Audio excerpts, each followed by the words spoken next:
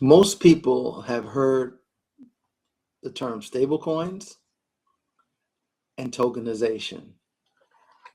I'd say maybe 50-50 have heard about Web3, but all three are coming to a computer near you. The question is, do you understand it, how it's going to affect you, and why you need to be prepared? Stay tuned. I'm not sure that it was common knowledge that there are three versions of the internet. I know I didn't know. So to understand version 3, we first need to understand, of course, versions 1 and 2. So version 1 of the internet. This is the internet from the time period of, let's say, 1991 to 2004. In the past, the internet was mostly just a bunch of web pages. They were read-only. You go to a page, click links, and get information. They call that static pages. There wasn't a lot of interaction with the web pages. You didn't log on to websites. You couldn't write on the pages itself. Leave comments, for instance, you couldn't do that. It was like a big Wikipedia with different links that took you all over the web. Like I said, they were read-only. This early version of the internet wasn't even profitable by ads. Viewing analytics was not a part of this version. The average Web 1 user was limited to sending emails and reading information published on web pages. In understanding this, it's important to understand behind the scenes. I know when discussing Web 1, we are talking about a time period from the 90s. Peer, computer to computer. The speed and capabilities were based on the computers used in the network. I mean, this was fine when the network was small, but as the adoption of the internet grew, this way became unmanageable. So when Web 1 was introduced, it came with a different system than when the internet was first invented. Again, the first internet was more of an intranet. All the computers in the one network worked together and communicated with each other. Very much like in your job, they have an intranet where all the corporation's computers talk with each other.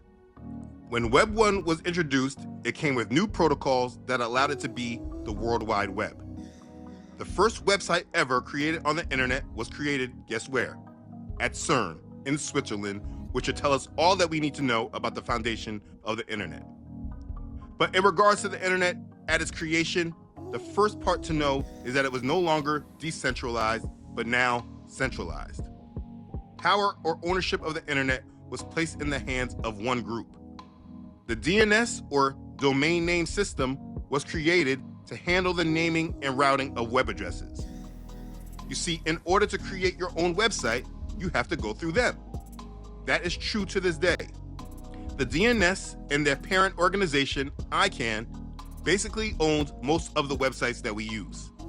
ICANN stands for the Internet Corporation for Assigned Names and Numbers. It is the organization that controlled the internet. Like I was saying about our websites, we don't own them, we rent them. We rent our domain names from registrars like GoDaddy and Namecheap, who are authorized by ICANN to rent them. They are the middlemen. But at the end of the day, we don't actually take ownership of these domains. This is why it is possible for websites to be censored, transferred, and seized entirely. And this is the foundation for understanding Web 1. It's an internet that was read-only, that's control was centralized. The ownership and control of the internet is through one organization. All of us consumers just dealt with the middlemen. Okay, hope you got that. Now we move on to Web 2.0. This is the internet we are currently using today. This was from 2004 to this current time. Web 2 is the read and write web. And through this internet, the internet became more interactive.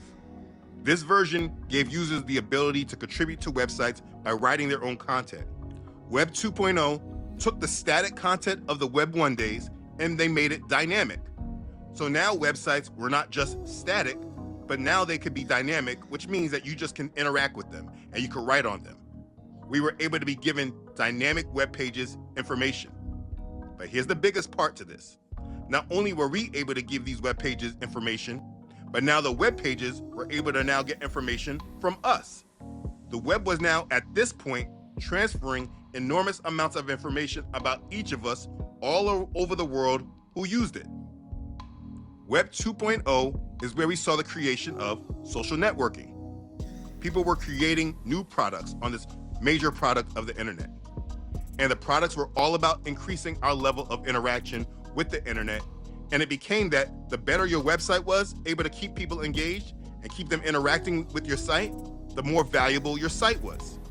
It's because of attention. The more attention a site was able to hold, the better. Why is that? It's because of the same business model that the television is based from. You monetize attention through ads. And so with Web 2.0, a major shift happened in the world that was deeper than the television could ever provide. Web 2.0 transformed us into a product. We became data that was able to be studied and monitored.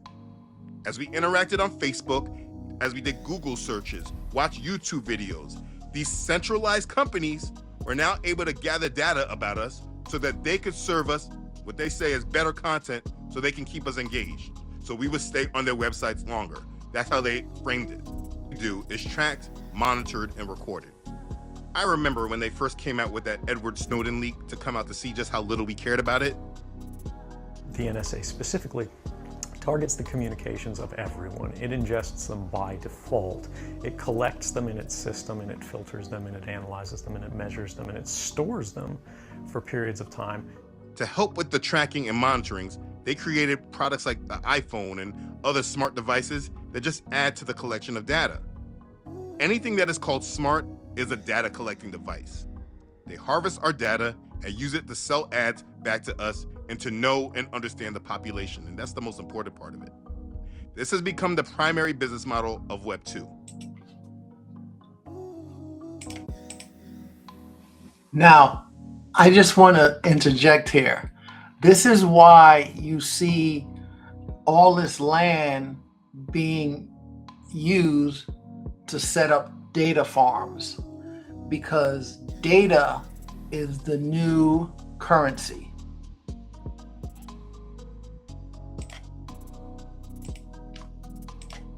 Advertisements are the lifeblood of today's web. I think we all know that.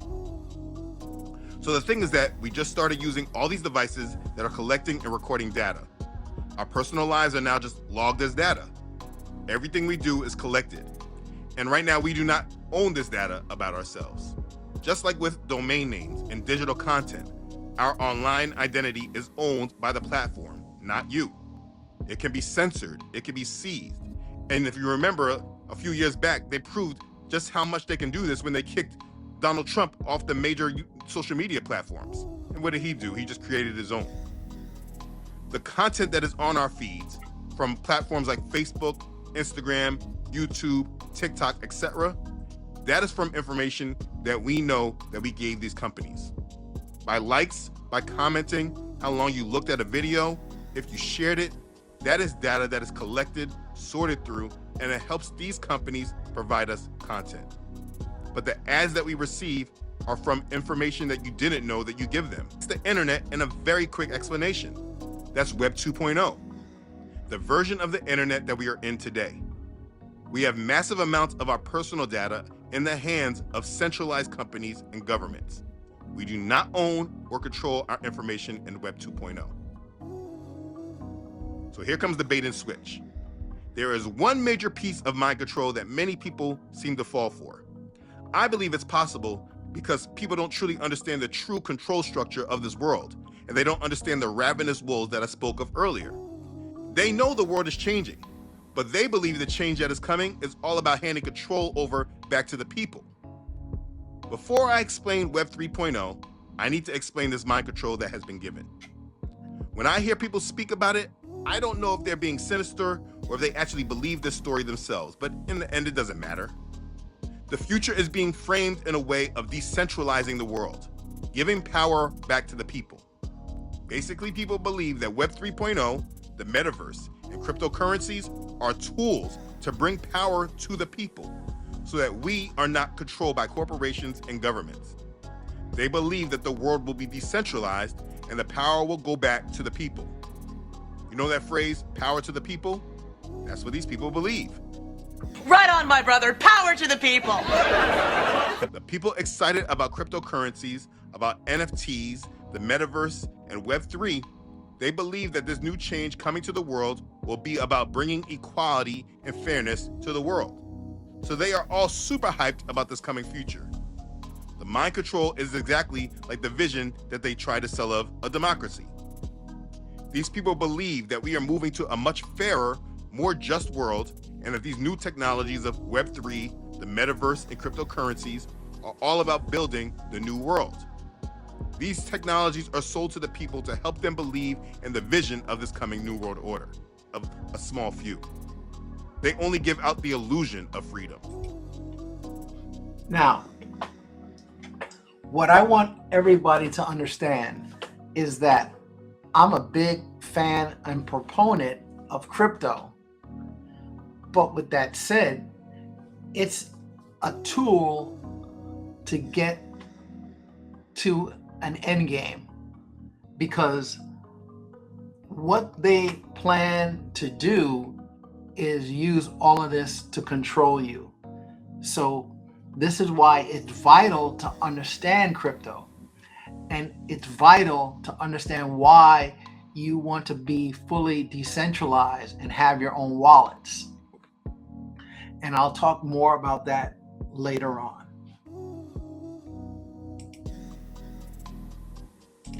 And after the massive amount of control that they have now, they can build these structures that make people believe that they have power when they actually are a slave. And that's the matrix, by the way.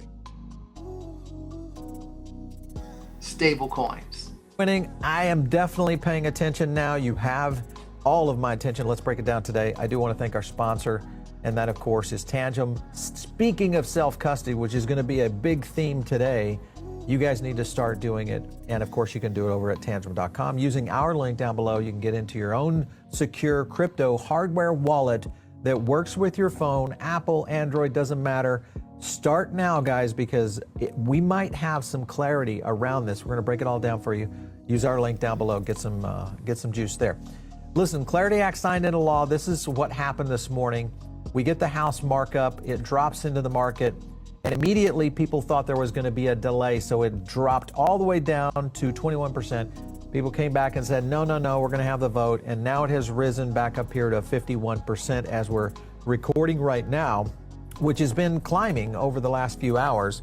And we're going to break down all of what happened in the Clarity Act markup and what this means going forward. The biggest issue that you kind of have to consider is what Chair Paul Atkins is doing here.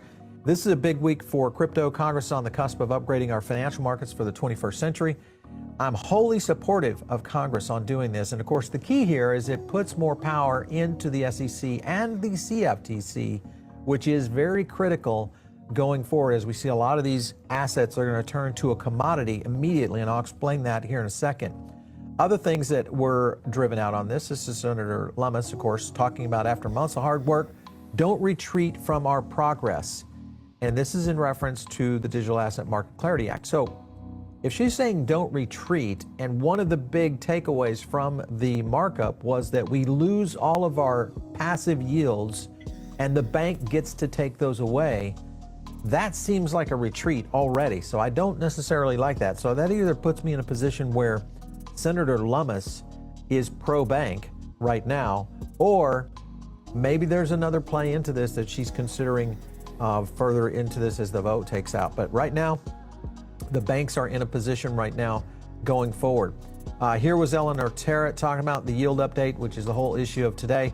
Banks may have won this round on stablecoin yield. The latest draft, this was on page 189, says companies cannot pay interest for just holding balances. So if you're passive, that's over, it's banned.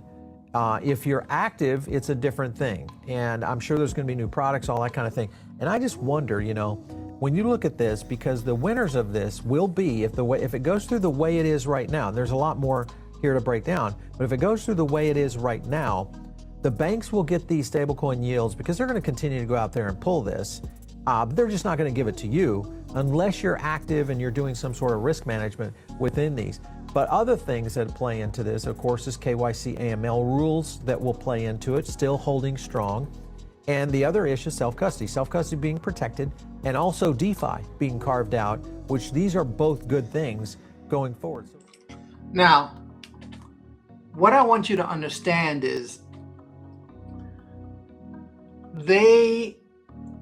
what crypto has done, it gives you a little bit of power to be a little bit in control. And so now banks, knowing this, they don't want you to be able to purchase stable coins, which are one-to-one with the dollar, and get yield. Because right now, when you put your money in the bank, you're not getting anything. Your money is deflating. So this is where it's important to understand crypto, because by understanding, you can navigate through this craziness that's going to go on. If you allow the systems to take control of you, you're done. So I'm going to talk a little bit about DeFi and how it can benefit you. But to learn more, you want to go to learncrypto101.info and be part of my weekly Q&As.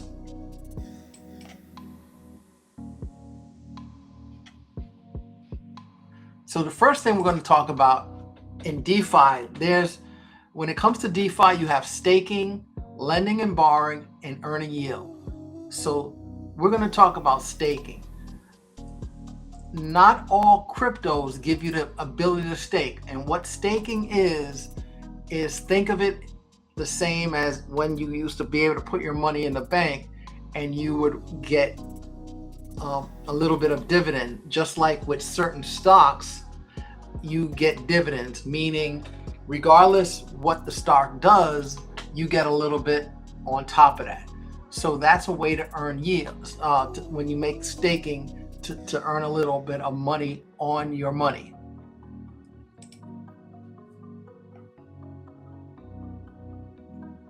The next is lending and borrowing. So in our current centralized system, which is on the left, if you needed to borrow $1,000 from the bank, they're going to charge you a high interest rate. They're going to do a credit check. They're going to ask you all this personal information, and there's no guarantee they're going to loan you the money. That is the system that we're in currently. But through a decentralized system where there's no middleman, it's a trustless system. And because no one trusts anybody, we're leaning more towards the trustless because of that. So now, through tokenizing everything that is out there has a value to it. So now going forward, if you needed to borrow $1,000, you can take your car or whatever asset you have and put it up as collateral while you use that $1,000 that you borrowed. And then when you're ready to pay it back, they will unlock that collateral and it goes back to you. So it's a way to not need the banks. And so this is one of the reasons why the banks are not the biggest fan of all of this.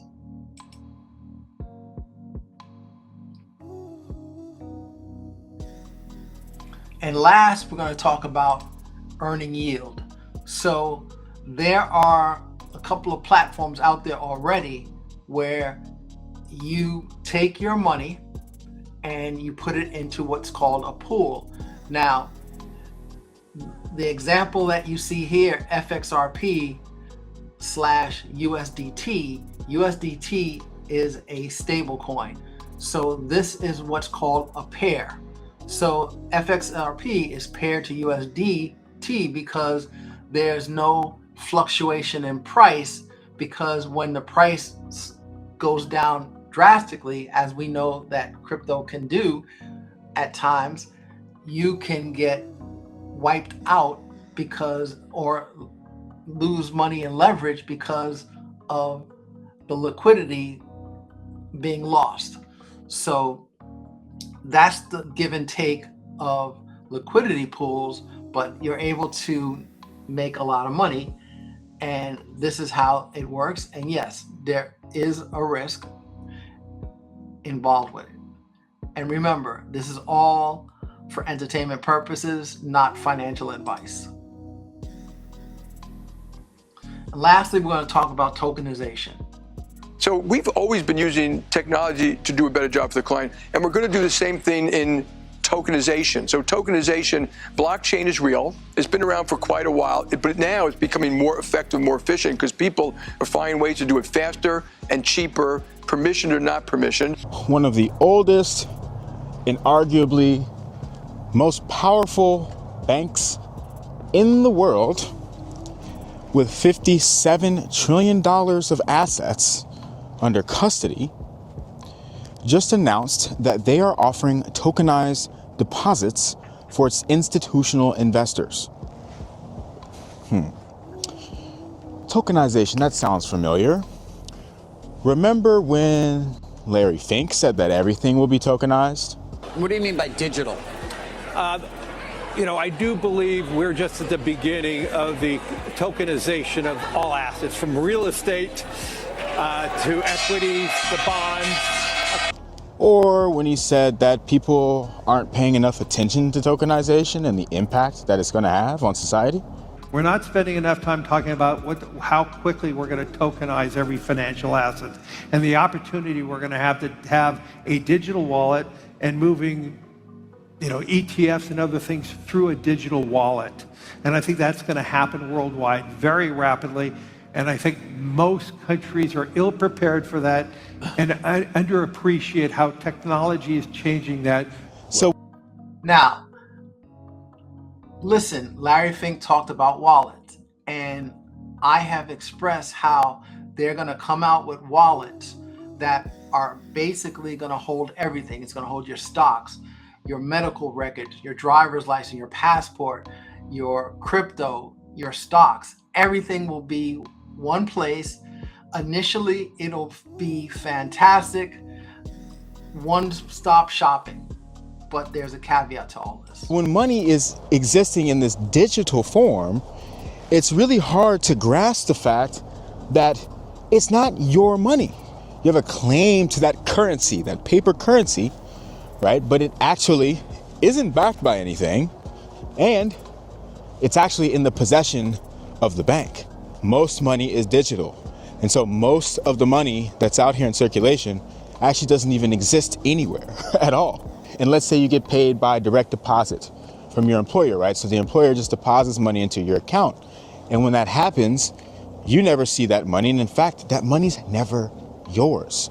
It's always the bank's money, and they just owe it to you on paper. But if that bank goes bankrupt, that money is gone.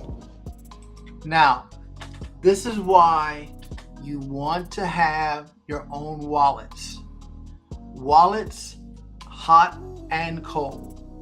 A hot wallet is a crypto wallet connected to the internet. You use it for quick access and frequent transactions.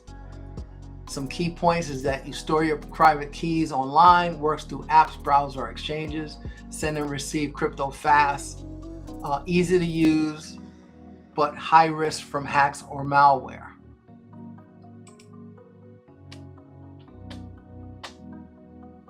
So this is one example of a hot wallet, the Phantom wallet.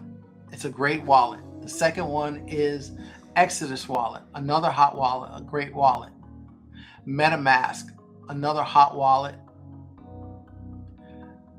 Bifrost wallet, another hot wallet.